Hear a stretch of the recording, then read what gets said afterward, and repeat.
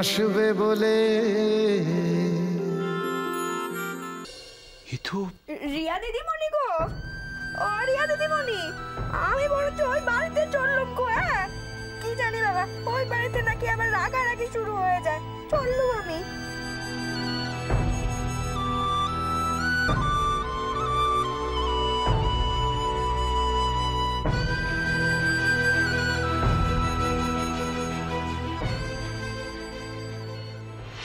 এই বাড়িতে কোনো রকম মহিলা ঢুকতে দেখলে তাকে ধরতে হবে। বুঝতে পেরেছো সবাই? ওকে দাদা।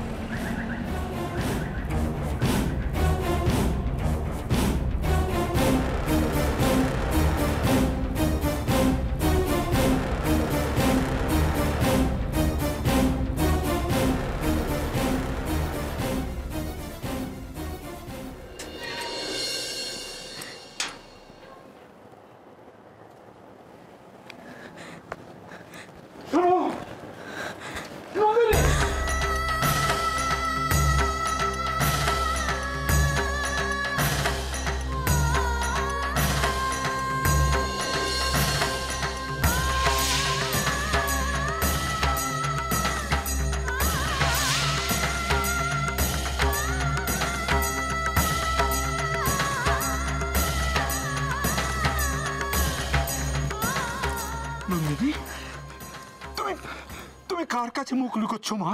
কার কাছে মুখ লুকোচ্ছ? ওই পায়েসের স্বাদকে এই বুড়োটা জানে না? গত 8 বছর ধরে এই পায়েস আমি খাচ্ছি। ওই পায়েস আমার নন্দিনী ছাড়া আর কেউ বানাতে জানে না, কেউ জানে না।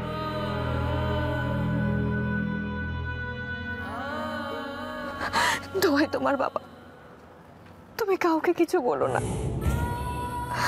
আমি বেঁচে আছি জানলে রূপাঞ্জনা দেবরা সবাইকে শেষ করে দেবেন বাবা।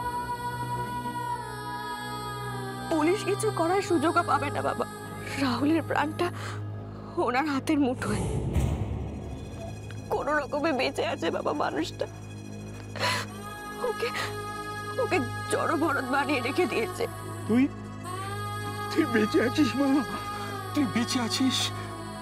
আমি যে সব আশা ছেড়ে দিয়েছিলাম। এবার থেকে সব ঠিক হয়ে যাবে, সব ঠিক হয়ে যাবে। কিভাবে হবে আমি জানি না বাবা, কিন্তু সবার আগে আমায় রাহুলকে সুস্থ করতে হবে, যেভাবেই হোক। নন্দিনী, আমি আর বেশি দিন বাঁচবো না। তুই এত কষ্ট করে আবার ফিরে এসেছিস, কত কষ্ট করেছিস। তুই আমার মেয়ে, তুই।